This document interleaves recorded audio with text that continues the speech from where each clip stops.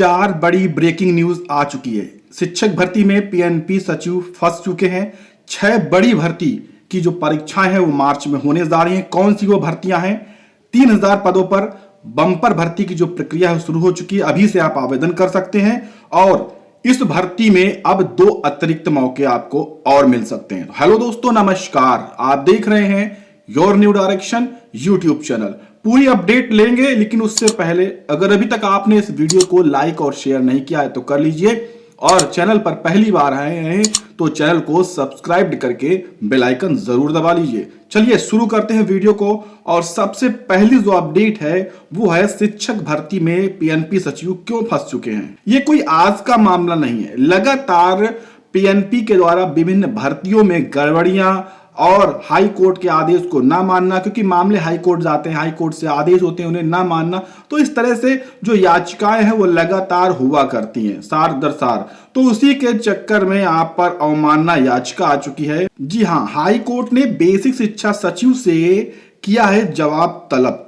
उन्होंने कहा है कि यहाँ पर सहायक शिक्षक भर्ती परीक्षा में जो सफल अभ्यर्थी थे उनको नियुक्ति देने के लिए हाई कोर्ट ने निर्देश दिया था, और इस मामले में सचिव बेसिक शिक्षा से जवाब तलब किया गया कि जब मामले में हाई कोर्ट ने आदेश पारित कर दिया था तो उसका पालन क्यों नहीं किया गया, आखिर में छात्रों को नियुक्ति क्यों नहीं दी गई। और यह आदेश न्यायमूर्ति रोहित रंजन अग्रवाल ने पुष्पेंद्र सिंह की अवमानना याचिका पर सुनवाई करते हुए जारी किया है। यह मामला 69,000 शिक्षक भर्ती का है, जहां पर आदेश हुआ था कि 1 अंक जोड़कर जो छात्र पास हो रहे हैं उनका परिणाम जारी किया जाए और जो चयनित हो रहे हैं उनको चयनित करते हुए नियुक्ति पत्र दे दिया जाए। लेकिन अभी तक पीएनपी सचिव के माध्यम से इन छात्रों को नियुक्ति पत्र नहीं दिया गया।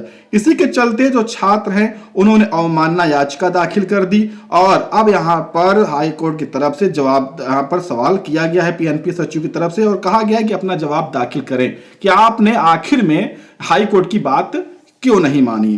फिलहाल देखते हैं कि क्या प्रक्रिया होती है। जल्द उम्मीद है कि छात्रों को नियुक्ति मिल जाएगी इस मामले में। अब बढ़ते हैं अपनी अगली अपडेट, और अगली अपडेट है कि मार्च में कौन सी बड़ी भर्तियां हैं जिनकी परीक्षाएं 10 मार्च यानी कि चुनाव समाप्त होते ही संपूर्ण होने जा रही हैं, क्योंकि जो भी फॉर्म भरे जाते हैं उनकी परीक्षाओं का इंतजार छात्रों को लगातार होता है। सबसे पहले हम आपको बता दें कि ये फरवरी में ही सीजीएल की कुछ 3 बड़ी महत्वपूर्ण परीक्षाएं हो सकती हैं, उनकी भी यहाँ पर जो नोटिस है वो जारी हो चुकी है। इसके अलावा मार्च में 6 और भर्ती परीक्षाएं हो सकती हैं जो कि उत्तर प्रदेश में ही हैं, वो यूपीपीएससी यहाँ पर करवाने वाला है।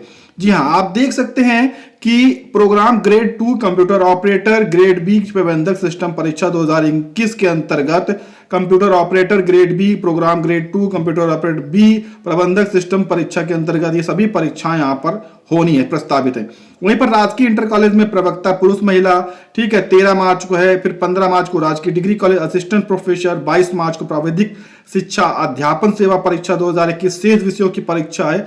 फिर राज्य परिवहन एवं अधीनस्थ की जो परीक्षा है वो भी 23 मार्च को प्रस्तावित है।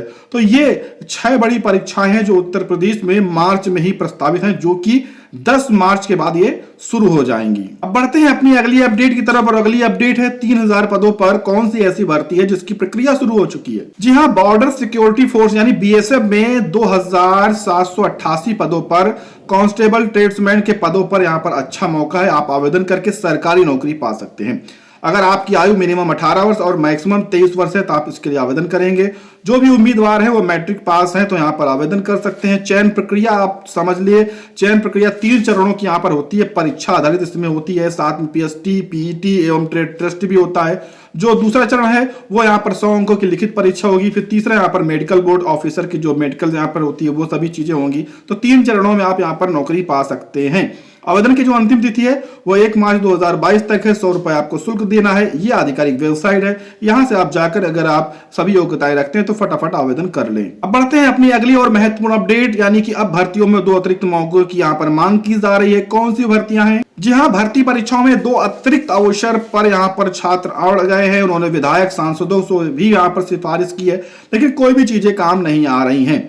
भारतीय संस्थाओं में भ्रष्टाचार बेरोजगारी के खिलाफ मोर्चा खोल चुके प्रतियोगी छात्र भर्ती परीक्षाओं में 2 अतिरिक्त अवसर यहां पर देने की लगातार मांग कर रहे हैं। प्रतियोगी छात्रों का कहना है कि जब कोविड के कारण छात्र परीक्षाओं में शामिल नहीं हो सके, ओवर एज हो गए हैं, तो हर हाल में 2 अतिरिक्त अवसर यहां पर छात्रों को देना चाहिए और इसके लिए वो लगातार आंदोलन कर रहे हैं। लखनऊ में भी उन्होंने बड़ी संख्या पर यहां पर आंदोलन किया है और इसके लिए वो लगातार मांग कर रहे हैं कि जितनी भी केंद्रीय एवं राज्य स्तर की परीक्षाएं हैं उसमें जो भी छात्र ओवर एज हो गए हैं उनको आयु में छूट दी जाए, कम से कम 2 अतिरिक्त और मौके दिए जाए, 2 अतिरिक्त और वो परीक्षाओं में बैठ सके ताकि वो जो उनका बेरोजगारी है वो यहाँ पर दूर हो सके। कोविड के कारण 2 साल वो घर बैठे रहे जिस कारण से वो ओवर एज हो गए, तो इसी को लेकर ये मांग कर रहे हैं। और उन्होंने कहा है कि इन मुद्दों पर जो छात्र हैं 19 और 20 फरवरी को लखनऊ में आंदोलन करने की भी उन्होंने घोषणा की है और लगातार वो प्रयागराज में डटे हुए हैं कि 2 अतिरिक्त मौके